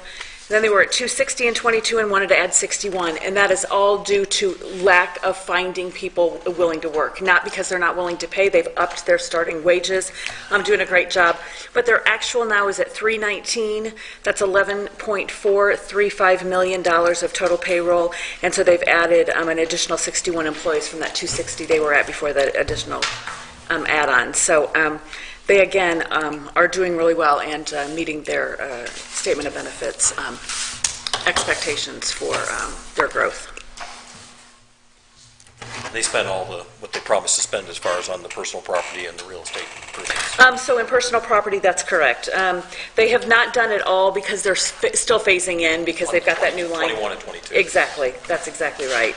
So, and they're just a little bit under. We always estimate that just a little bit high in case that we never know what supply chain looks like anymore. So if that material goes higher. And then they also, the state of Indiana, through the Indiana Economic Development Corporation, Connexus, partners with Connexus, offers a $200,000 manufacturing readiness grant. So it's just kind of upping your manufacturing and it's skilling up your workforce. And they applied for that and they were awarded that. So they are definitely looking at alternative sources of funding for some of their new projects as well. So give them kudos to that as well. So, yeah. They have really tried to step up their game, and it's noticed and appreciated, and I will make a motion that we approve Resolution 2023-10, resolution affirming Chiyoda USA Corporation of compliance with statements of benefits. Second. Motion and a second to adopt Resolution 2023-10. Any further questions or discussion? Hearing none, please indicate your approval by saying aye. Aye. Aye. Any opposed or abstentions? Okay. Next is Crown Equipment for Resolution 2023-11, and they are reporting on CF1 for real estate for facility expansion granted in 2011, another CF1 real estate for facility expansion granted in 2017, CF1 personal property for tax abatement on equipment granted in 2011, and a CF1 personal property for tax abatement on equipment granted in 2017. So when they started the journey with our tax abatement, they were at 302 employees and wanted to add 143. By 2017, they were at 667 employees and wanted to add 100, which would put them at 767. They're currently at 860. So another overachiever, and doing very well. And if you'll remember, Crown came before us earlier this year, and that is with moving into their third facility in town and going to be adding 250 plus new jobs out there as well. taking it slow and steady so that they don't deplete the rest of the workforce. So some of our other firms were kind of concerned about that. And so Crown's really trying to do a conscientious job of that. But I'm currently sitting at 860 with a $38.3 million annual payroll with that. So, and they have met and exceeded both the real and personal in their investments. And so, and then they will, of course, we will add them next year when they get their, when they get their new assessed value. So for their third layer for 2023 abatement, granted by you. Kristen, help me out with tax abatements from 2011, two of them. Don't those drop off at some point? They do, and they're getting ready to. They're getting ready to. It's just that they're in the process of wrapping that up, and so that's why we keep those on there, and then this will be their last year, and then they'll be done. So they don't necessarily start in 2011? No. The project is finished? Exactly. Okay. Exactly. And sometimes it's if you get into the facility, they have to issue a certificate of occupancy and whatever it takes the time in order to construct, and then sometimes it takes a little bit longer for somebody to get up there and inspect. So, but usually we give it a little bit of wiggle room, and then, of course, it's self-reporting on personal. So, correct. With those 800 plus jobs bringing $38 million plus of economic activity through salaries, I would move to approve Resolution 2023-11 affirming Crown Equipment Corporation of compliance with the Statement of Benefits. Second. A motion and a second to adopt Resolution 2023-11. Any further questions or discussion? Hearing none, all those in favor signify by saying aye. Aye. Any opposed or abstentions? Next, we have Heartland Automotive. This is Resolution 2023-12, and this is for 4 layers of personal property tax abatement. The first granted in 2013, the second granted in 2016, the third granted in 2017, and the fourth granted in 2018. And again, these are all for personal property. So, Kristen? That's correct. And Heartland has a similar story of employment. They would love to find an additional 30 to 50 people right now, and are beating the bushes to do anything they can. But they were at 405 employees, and they estimated zero raise. It was just to update their current manufacturing equipment, and they are at 426. So they were able to add 21 additional employees, and that's $22,200,000. And if you did a comparison of 2022 to 2023, you will see that the payrolls are going up because they are paying better every year as well. So doing a good job and meeting those numbers of proposed capital investment. Sometimes exceeding them once they were lower, but usually exceeding those. And they're another company they're a tier 1 supplier to Subaru, and so they've scaled up with that Crosstrek line and doing some work for that as well. So.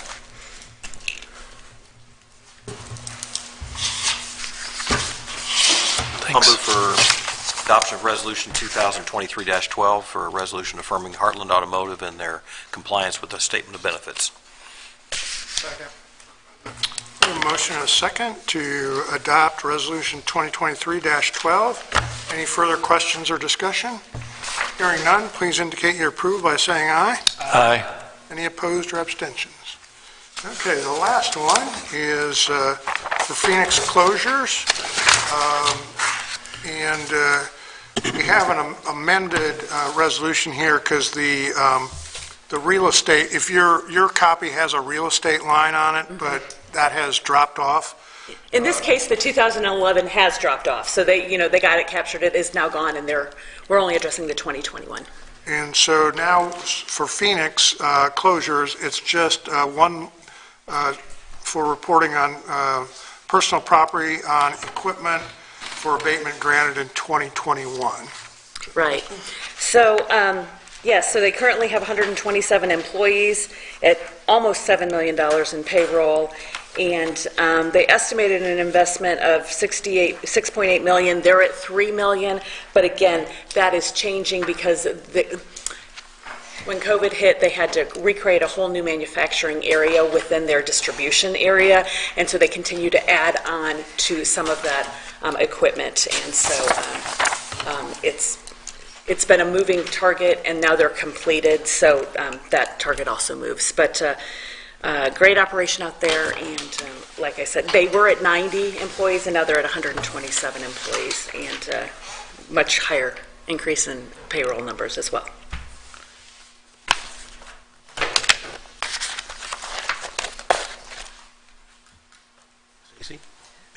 I'll make a motion to approve 2023 dash, what are we up to, 13? 13. Okay.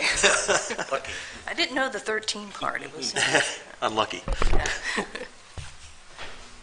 we have a motion and a second? Does what you're going to pass around, Linda, does it have just the one? Yes. 2021, okay. Then we're good. That's That's a second. Okay, we have a motion and a second. Any further questions or discussion? All those in favor signify by saying aye. Aye. Any opposed or abstentions? And this is always kind of a fun time to share with you, if you didn't see the printout. Since the beginning of the investment in 2011, for those 5 companies, they've made $54,057,000 in real estate, and they've made $211,471,000 in personal property. It represents 2,440 employees in our community, with $111,194,000 in total payroll. Average annual wage per job, $45,571. So, doing pretty well. Good employers, and they're grateful for the abatement that you have awarded them, and have appreciated working with the City Council many times over. Thanks for your work with them. Absolutely, gladly. So, and I just wanted to add something. When you guys were discussing earlier the income taxes and how that impacts, and you mentioned that it takes it back to 2022, another thing that impacts county and city and local municipal budgets is property taxes and assessed value. And so we have a new assessor in the assessor's office now, Don, and Bill and I have met with him about some of these assessed values at the industrial level, commercial, but especially industrial, and he is dedicated to working really hard to start getting those closer in alignment to what fair market value is, as opposed to what we've just always accepted over time. And so we already discussed that when Crown came before you, but I just wanted to remind you that we're really trying to work hard with them. And if you have a relationship with any of them, to encourage them, because they get a lot of backlash when taxes are raised. But in order to build county budgets, and Bill has talked about this before, but with that 3% circuit breaker, you keep hitting your head up against that. And so when we can raise those assessed values, that really helps out your budget. So we're working with them for that too. So. And I would guess those 3 representatives have never met before. You, her, and the assessor. I would meet regularly with the assessor even before becoming mayor. This wasn't Well, the current before, assessor. okay. Yeah, this was the Yes, first this is- time yeah, being this is- assessor, but Back when both you were assessors half. Yeah. And this assessor is maybe more open to finding creative ways that's fair for both. We're not trying to hurt either side, but it's got to be fair for both. And so we've talked for years, the assessed values at Heritage Lake as opposed to what they can sell them for. So we're working through that as well. So. And Linda and I had the same conversation in the past with the state and with the county, in that our assessed values here are lower than comparable areas in surrounding counties and stuff, because things have not kept up in the past. And now what's happened is the state, in this past session of the legislature, because of the increase in real estate prices, people were complaining to their legislators, rightly so, but they messed with the 1%, and 2%, and 3% cap. So now, this year, it's not a 1% cap, it's a 0.95% cap. Yeah. And then they messed with the growth factor. They capped the growth factor too. So even though that is enshrined in the state constitution, the legislature messed with it, and it's probably going to be to our detriment moving forward. Now, AIM and County Association of Counties have been lobbying to try to prevent that, but it did happen this last session. There is a study commission this summer on taxes and things like that, so we'll see what happens, but it's just, a business faces increased costs, a home family faces increased costs, we face the same increased costs. We pay the same rate for electricity, we pay the same for gas, other than maybe we save a little bit on the tax side, but the fuel cost is the same to us. Costs the same for us to buy a pickup truck as it does anybody else. We might get a little bit of a discount, but, our costs are not out of line with other things, so. And we got So 90 full-time employees. Yeah. That we need to. So the state is running large surpluses, but they don't want to share it with us. Is that basically the takeaway here? Yeah, that's the catch. Yeah. Yeah, in fact, that was the theme. We told the AIM lobby to say, if you want to give homeowners a tax break, don't look good by paying it out of our pocket. Look good by paying it out of your own pocket at the state level. Yeah. Yep. And like Bill said, it was part of the state constitution. We didn't want it to be a part of the constitution originally, but they put it in there, and now they're altering it, so. But Very frustrating. it is, but the assessor's working with us, and we're grateful for that, so. While thanks, you're guys. at the microphone, What's that? earn your keep. Anything else we ought to know? Okay. Bill and I are knee-deep or elbow-deep or neck-high in Ready To. So we're trying to figure out which direction we need to go. We have, our current Ready regional group has been disbanded, forced upon us by the IEDC. In that, Central Indiana wanted to have one region, and when we formed these regions, there were many counties in Central Indiana that went different directions. Hancock went alone, Shelby went a direction, and then 4 of them went with us, and then 2 of them went up with, one of them went with Marion County. So they're regrouping all of them, and that leaves Putnam and Montgomery out. We have the option to go with them. We can. We're not being forced to go with them. The other 4 are being forced. We're not being forced to go with them, but it might be more prudent if we go with Terre Haute. So we're trying to figure out, our group was great. We had 6 counties, and each of us divided the money equally, $2.6 million. It was fabulous. Our county benefited greatly. It wasn't based on per capita or projects. It was just we're all very equal and fair. We know both regions that we would be looking to go. That did not happen. So there were, in Central Indiana, there's a lot of big players, and a lot of them got left out. And in Vigo County, Terre Haute, they had already set up an RDA because in 2014 they applied for regional cities, and you had to do that under the RDA structure. Knox, Sullivan, and Vigo, and then they asked Park, Vermilion, and Clay to go with them. They asked us, we declined, we went with our other region, but the existing RDA board was in place, and so of the 5 representatives on the RDA board, 2 from Vigo, 2 from Knox, and 1 from Sullivan. Where do you think the projects got funded? Lots in Sullivan, lots in Vigo. Park lost, Clay lost, and Vermilion lost in some of those opportunities. They've restructured, so now they've given some voice to some of those other counties, and if we could have a voice at the board who's making the decisions, we might feel like that's a good, prudent way to go, because we are part of the Thrive District, and we are we're working with them on a housing study, and regionally on Workforce Investment Board, and a lot of other ways. So we feel like if we went that way, we wouldn't be a very, very, very small voice. We would be a larger voice. We just met with... We help make that region look good. Yeah, we do. We do. Make the region look good. So if we went with Montgomery, we went and talked to Montgomery County yesterday, and they had the same opportunity to either go Central Indiana or go to the Lafayette region, and they are debating that internally, and I don't think that they've released their decision yet, but at one time it was like, well, can just Montgomery and Putnam make a region? But I think it's going to be too small to be on the state's radar, if we're going to be real honest. And so and you have to realize we have to have a 4-to-1 match.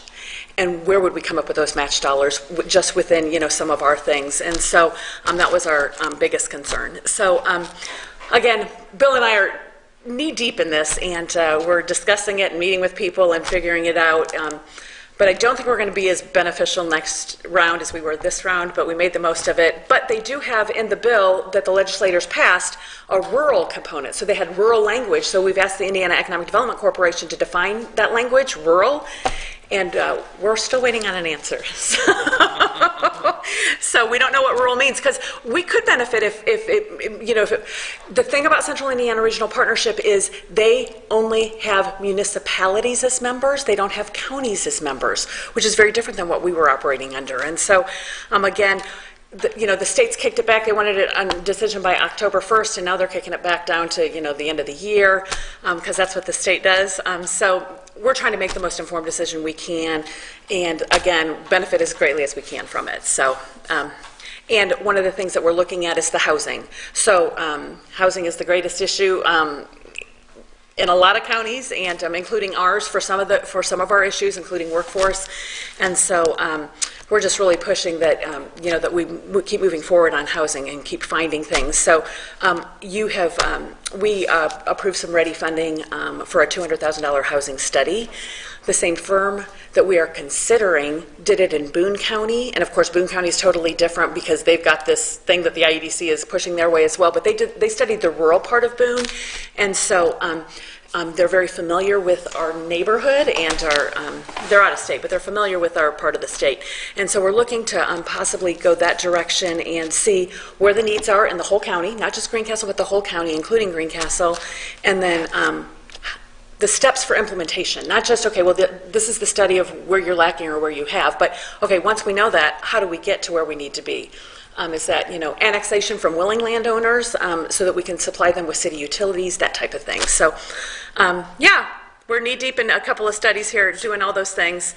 See, you did have something. I did. So, absolutely, we've been very busy. And Thanks for asking, Earl. And not to draw this out, but quick question, what's the timeline to completion on that countywide housing study? I'm really curious. Okay, so we go to RFQ, RFP, RFI. I think we're going, is it September 1st? It'll maybe be next month, but. Okay. Okay, so we've not hit the ground running yet. We have not, no, we have not. So because of the ready funding, it's ARPA money, so we've got to do Fed stuff. And so we've got Rose Scoville with the Indianapolis Metropolitan Planning Organization, who is fabulous, and she works closely with IEDC and EY, who is doing their due diligence. And so she is working with us to help procure. Okay. And so therefore, and then, yeah, once we get into it and study it a little bit more, and then we let it go, we're going to have responses back, and then we'll do a study, and we'll go from there. So, and Thrive just underwent, Thrive, of course, is out of Terre Haute, seven county region, and they just did a housing study as well for that region. And it's done it finished up like a year ago or so, right? Well, they just had the unveiling on Thursday, or on Tuesday. I must be thinking of a different one. Maybe you are, but this one they just unveiled on Tuesday. They had somebody who was out of the Fort Wayne area come down and kind of talk about it, and talked about the gaps that we have in housing, especially Vigo County has, every county has them, but Vigo has them, Putnam and Montgomery have them, and there we didn't get any useful implementation answers on how to bridge that gap, but I think this other study is going to help us with that. So we're looking forward to it. But yeah, we've got a lot going on, and we're really getting deep into the housing because we need to figure that out. We need to have smart growth in our community, not any growth, but smart growth, and that's going to help with housing. So absolutely. From your comments, am I assuming that there's no way we're going with Central Indiana because we'd be looking at Greencastle? They would be looking at Greencastle only, or maybe Cloverdale too, but not the whole county? So those are questions that we don't have answered, but you're exactly right. And right now, there's no pay to play. So Fishers and Noblesville are running it. And so, but like Greenwood and Zionsville and Carmel, but Lawrence, which is it's a city inside Marion County, I talked to them, and they were part of it last time, and they got no funding. So I mean, it was very equitable last time. We felt very equitable, and so the only way we could get it, though, again, is how do you define rural? But if you're defining rural by county, and they're only allowing municipalities, and those are moving parts that we just don't have answers to. But yes, you're following the right rhetoric. It's just Right now, we just don't know. That's the state. They're writing the funding difference. Ready 1 was ARPA dollars, so there are a lot of federal strings attached. Ready 2 is state dollars, so there's far fewer strings. But they, it just went through the budget process and got approved. So they're in the process of writing the rules. And in fact, we contacted IDC to see if we get a copy of the rules before we met with Montgomery County to see what they're doing. And they don't have the rules done yet. And what we're kind of trying to figure out is, does that rural definition give us an advantage to go to central Indiana, which is more urban, and maybe helps them, and that may be favorable to both of us? Right. Or, when you look at the Terre Haute region, other than Vigo County, all the other counties are rural, and does that put us at a disadvantage, even though our numbers within that region look pretty good, overall, in terms of wages and growth and things like that? So, and it's not just the two of us. We've got representatives from the county and Cloverdale on this committee looking at stuff, so. And one of the biggest disadvantages is we still have projects going on from the first Ready. So, we're still trying to meet as this one region. And when the state created this whole thing, they said, we're not going to define a region. You define your own region. And so we had the autonomy to do that. And then for round 2, they didn't like the regions we formed, but ours is the only one they split up. Hancock they brought in because they were a standalone county. They got $5 million. They were smarter than all of us, but nonetheless. We were the only region that they split up. They didn't split up anything across the state other than ours because they wanted those 4 counties back in central Indiana. So Harrison County is also probably going to be left out, but that's more a function of the local political environment down there than it is the state.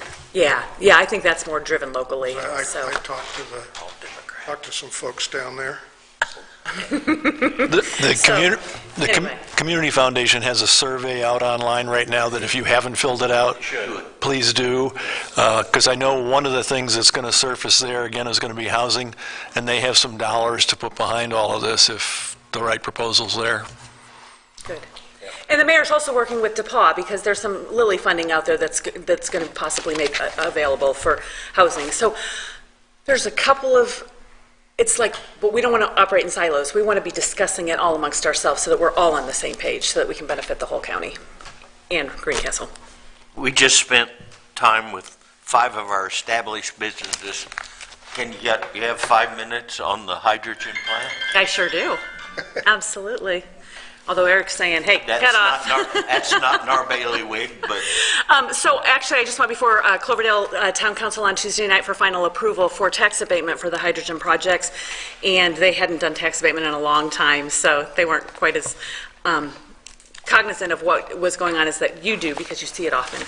But there's a hydrogen plant, and what they do is they wanted to be located real close to ethanol, and what they said is, we see the trend going electric vehicles. So ethanol, although might never be obsolete, it might be, the demand might decrease. And they've come up with, they're brilliant scientists, chemists actually, and they figured out a way to break off the hydrogen molecule off the ethanol.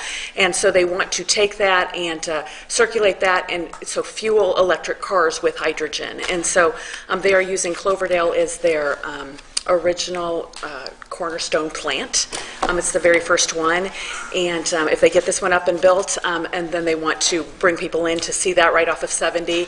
And just like you see Duke putting up electric charging stations, they want to have hydrogen charging stations.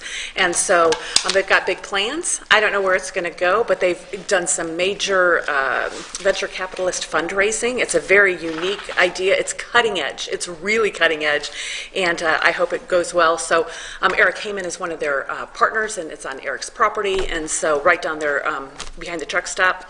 And so hopefully it'll work out well, but town council is very supportive of that, and so we're going to just watch with interest as that one of a kind or something that unique about it or something? Yeah, absolutely. Like right now, it's, they're patenting this because it is very unique, and they don't see it happening anywhere else. And again, so I put them in contact with Poet, and so they're having conversations about how down the road they can help serve.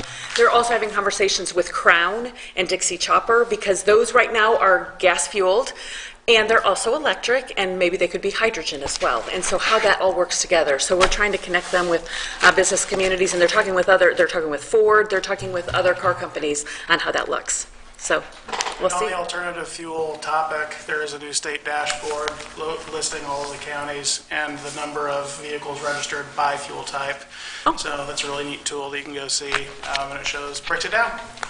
And that's through the BMV, is that? Through the IN.gov website. Okay. That was done by MPH and the BMV and IURC and OED. So lots of acronyms thrown in there to make a dashboard. Absolutely. Letter salad. And then the solar company who's looking to come into Russellville, we had tax abatement approved, and then they added a couple more acreages. It went from 1,600 down to 1,400, and a landowner wanted to add 70 more acres. So we're going through tax abatement just for those 70 acres. And they're going through county zoning right now because there's a solar ordinance in place, and so they need a variance on that. And so they're doing that. And then we're real close to getting an economic development agreement where the company pays the county funding to allow for that tax abatement. And so it looks like we're getting real close to having a deal made between us and the solar company.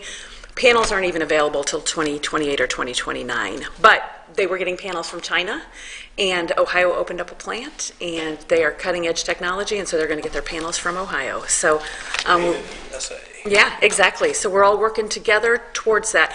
And in our office, we get requests for information all the time from the state of Indiana, from companies that are looking to locate somewhere, and what does the state have to offer, and then what do local communities have to offer. And we have a lot of them that are looking for 500 to 700 acres, and all of them seem to be lithium battery plants. So that is like the big buzz right now. And one went in Terre Haute, one went in Lafayette, one went up in South Bend now, one went in Kokomo. So that's really the buzz around new business development. We don't have a site that size, and a lot of them, so we can't submit, but that is the huge buzz, is the lithium battery plants that are being made in the USA. Thank you. You're welcome. Thanks, guys. I'm sorry. adjourn. I'm sorry I made it longer. I have to say, it's a little scary when, these requests come in. Sometimes Kristen will send them over so that we can confirm utility availability. The unemployment rate in the state is below 4%. And, our current employers are struggling to get people. Our county unemployment rate is plus or minus 3%. And, where are we going to find these people to work in these investments across the state? And it's not just a local issue here. It's everybody. Part of our conversation yesterday up in Montgomery County was the same thing. They've got jobs coming on at Nucor and a couple other places up there, just like we do, and they're in the same boat. Their unemployment rate is, about 3%, and, we're all scratching our heads on, where do we find people? Yeah, because they just landed the Sealy plant, which is, 500 people, and they don't know where they're going to find them. But jobs created looks really sexy for a governor's announcement. So, he's always about creating more jobs, but it's hard. It's difficult to find them. I'm going to second Darrell's motion that we adjourn. Quick question before we close. We'd like to keep moving forward on the stormwater utility, but I'd like to have some guidance on what rate structure you want us to start with as a follow-up to our work session. We sent out some examples. Do we want to have a quick work session in the next couple of weeks to kind of focus in on the beginning rate, and then we can then set up some public meetings and keep moving forward? I'll send out an email to everybody then. Okay, so we have a motion to adjourn. All those in favor signify by saying aye. Aye. Okay, thank you. Mark, I need one signature.